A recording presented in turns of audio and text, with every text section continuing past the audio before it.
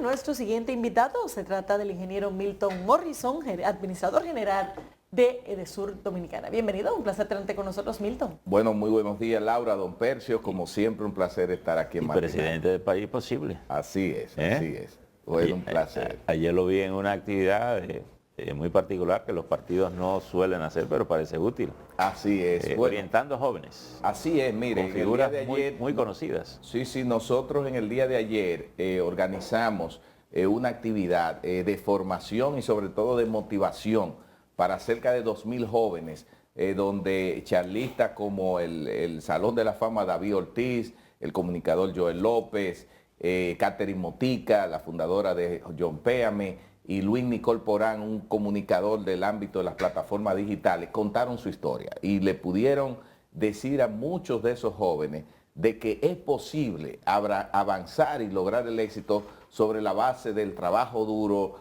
el esfuerzo y la concentración. Es decir, nosotros estamos muy enfocados en darles oportunidades desde el País Posible a los jóvenes y lanzamos ayer un programa de formación y capacitación de liderazgo a través de un acuerdo que hemos firmado con el Instituto Carvajal Moreno de formación de la COPAL y con el Instituto Colosio del PRI para formar 1.000 jóvenes dominicanos en liderazgo que van a tomar esas capacitaciones y luego los mejores o más destacados irán a México para seguir formándose. Es decir, que estamos apostando al liderazgo del presente que va a transformar el futuro.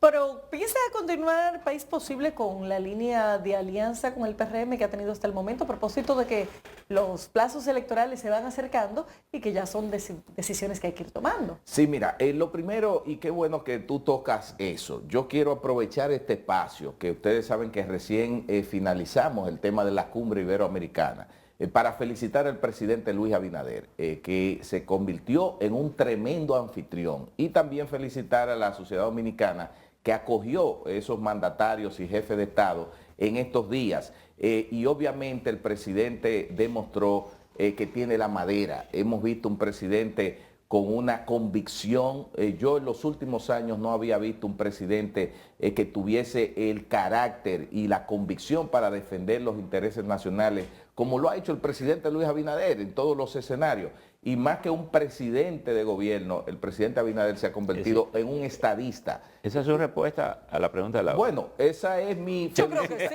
Esa es mi felicitación al presidente por el éxito de la cumbre y que se ha convertido en una estadística de dimensiones internacionales. Políticamente usted entiende que el partido debe seguir ahora es que voy entonces con la respuesta ya más concreta a lo de Laura. Dicho eso, y con la satisfacción que muestro el compromiso del presidente, sí, País Posible de manera muy clara ha dicho, no ahora, sino desde hace meses, que debido al comportamiento, debido a la ejecución que ha tenido el presidente Luis Abinader, que ha demostrado ser un presidente eficiente, honesto, transparente, que le duelen los intereses nacionales, nuestro partido lo sigue apoyando, va a apoyar su repostulación y reelección, como manda la Constitución que le permite reelegirse. Entonces nosotros vamos aliados apoyando al presidente Luis Abinader. ¿Cómo usted prefiere hacerlo? Vi que en el caso de Hito Bisonó, sí, decidió integrarse al Partido Revolucionario Moderno con su estructura, lo que le da su condición de miembro pleno para aspirar adentro. ¿Usted prefiere seguir con su partido como aliado o se ha considerado la posibilidad de integrar a País Posible como parte integral del Partido Revolucionario Moderno? Bueno, lo que pasa es que País Posible es un partido que nació con una identidad propia.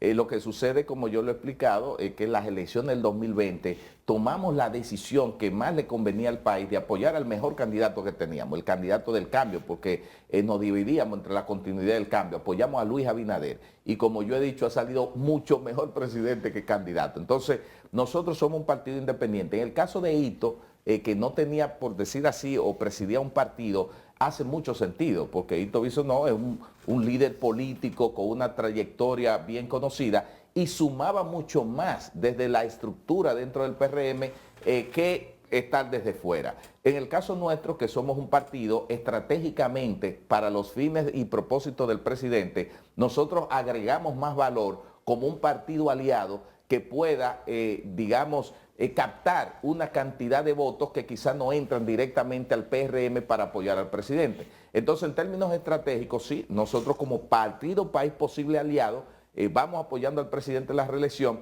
y yo he dicho que la meta nuestra es convertirnos en el partido aliado que más votos le suma al presidente Luis Abinader. Y a nivel del resto de la boleta, porque eso evidentemente Claro. es el ámbito presidencial, Sí. ¿qué se piensa hacer a nivel municipal y congresual? Bueno, como ustedes muy bien saben, la ley electoral permite alianza hasta un 20%.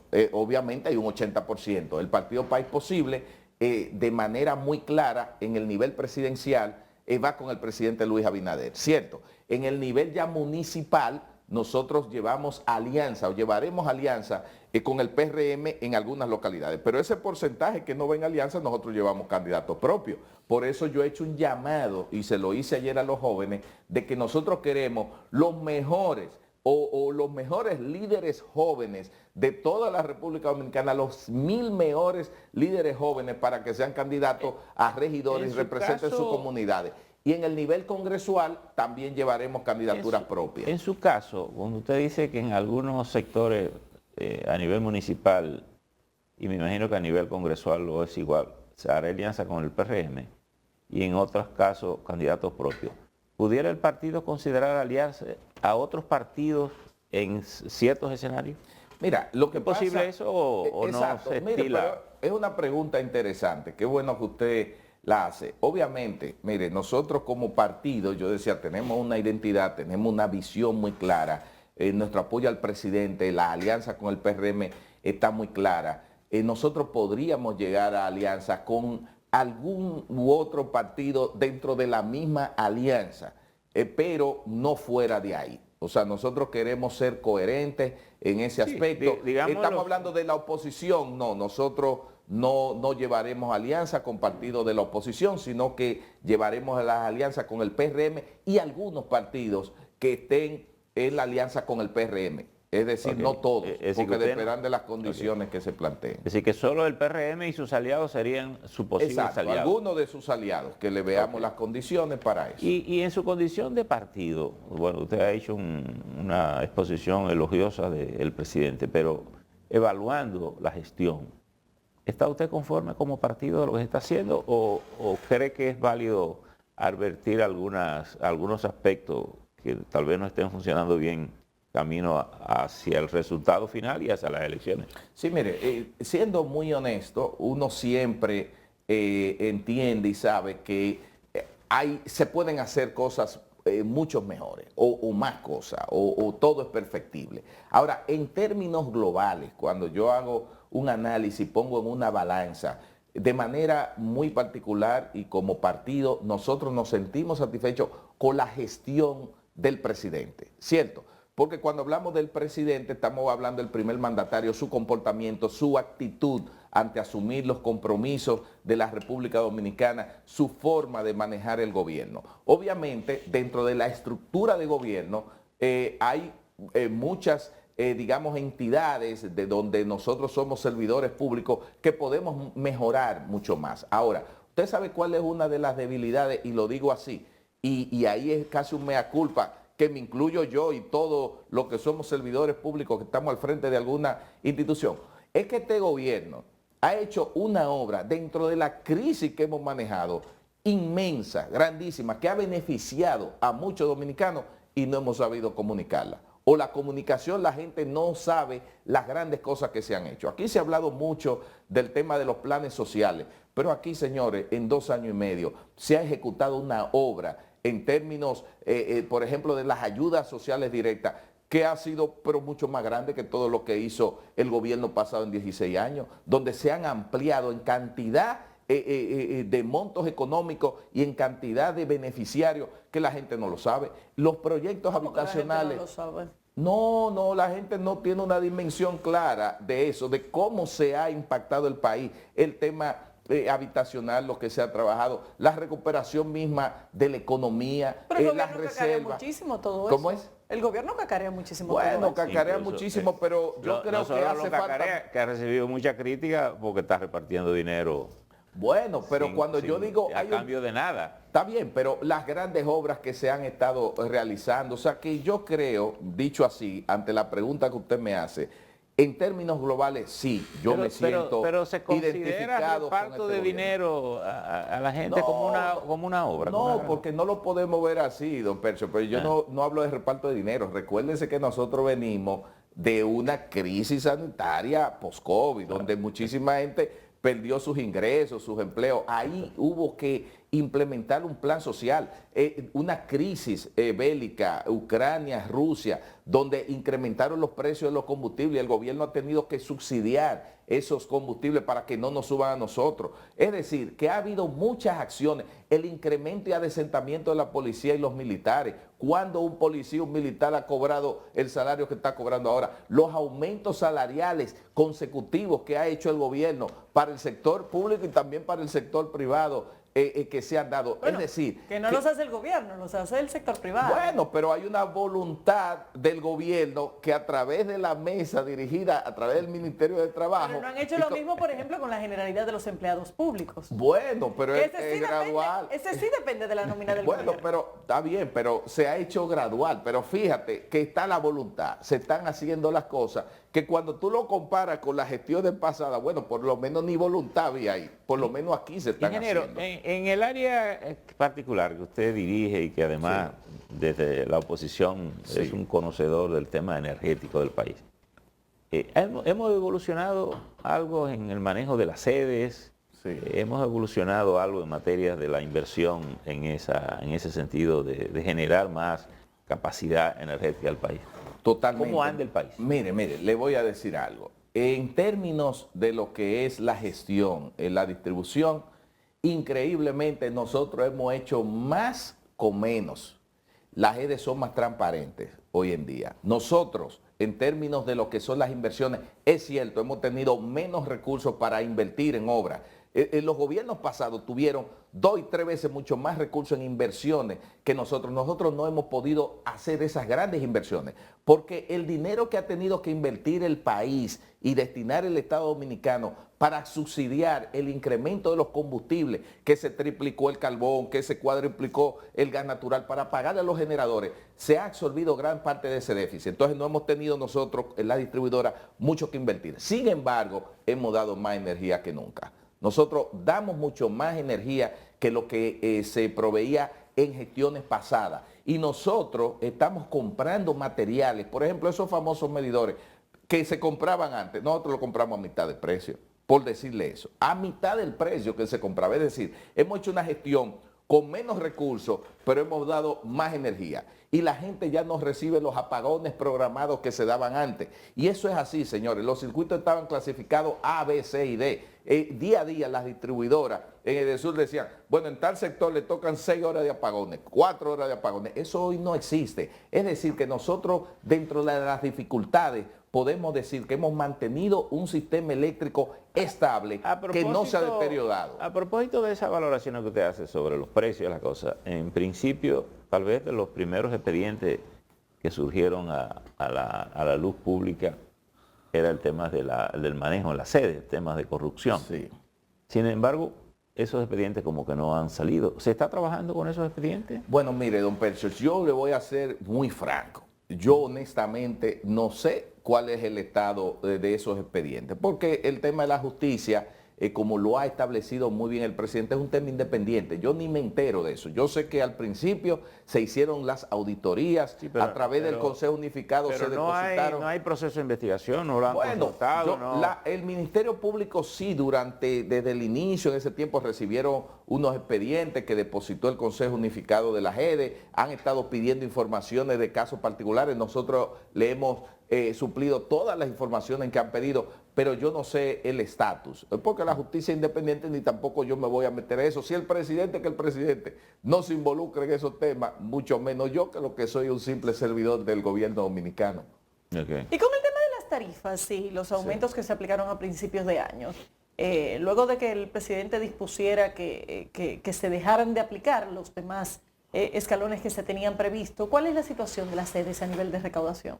Bueno, las recaudaciones han aumentado. Nosotros hemos visto cómo en el caso de EDESUR, cuando hacemos una comparación entre años anteriores y actual, los cobros han aumentado. O sea, las cajas, las finanzas han aumentado a pesar de todo eso. Pero la tarifa, que es la Superintendencia de Electricidad que la regula, no ha aumentado, ni creo que va a incrementarse. Bueno, que la gente sepa, el gobierno no va a hacer ninguna alza. Nuevos aumentos nos referimos, ¿verdad? Bueno, recuérdate en julio, tú muy bien dices, en julio del año pasado fue cuando el presidente decidió parar el desmonte al subsidio, que es una especie de aumento que mandaba el pacto eléctrico. Entonces, especie de aumento, no. Bueno, sí, porque es un tema semántico, ¿verdad? Podemos decir más lindo, pero para el usuario es un aumento de Claro, tarifa. pero entonces desde julio pasado que el presidente dijo, paren eso a la superintendencia, no a la distribuidora, porque yo siempre lo aclaro, las distribuidoras no aumentan tarifas. Entonces le dijo a la superintendencia,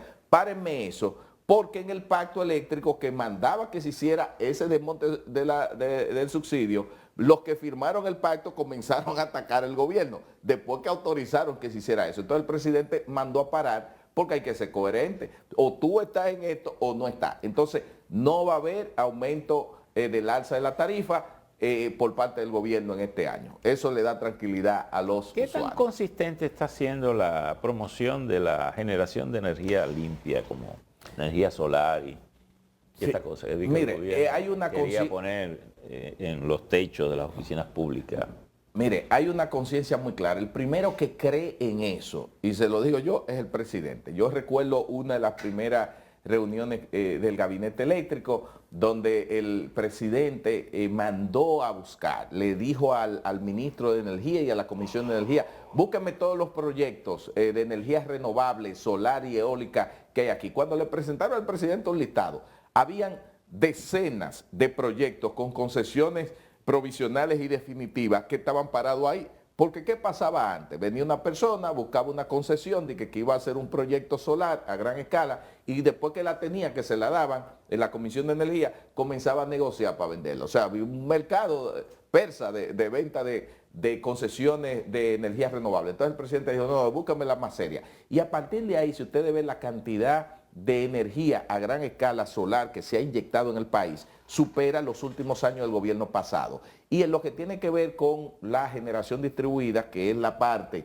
de los paneles solares en industria, en casas y demás, nosotros en EDESUR la cantidad de solicitudes que tenemos es grandísima y mensualmente vamos dando, es decir, que el país va avanzando en esa dirección y hay una voluntad esas en el quien la gobierno. autoriza son las sedes en la zona donde operan. Exactamente. Pero si yo quiero poner un panel solar para introducir energía al sistema, Claro. Es la que me suple la energía. Así es, usted busca una empresa que le va a instalar eso, ellos le hacen la evaluación en la casa en función del consumo que usted tiene, entonces luego ellos someten la autorización. Entonces las distribuidoras tienen que hacer una evaluación técnica para ver si la capacidad de paneles solares que usted está sugiriendo puede inyectar esa energía en los nodos y en los circuitos donde se conecta. Luego que se hace esa evaluación, usted se le instala, se le pone su medidor bidireccional y todo funciona. A los fines le cambian la tarifa muchas veces. A los fines, no, al revés, le baja la factura, le baja mucho. Hay gente aquí que está pagando 50 y 100 pesos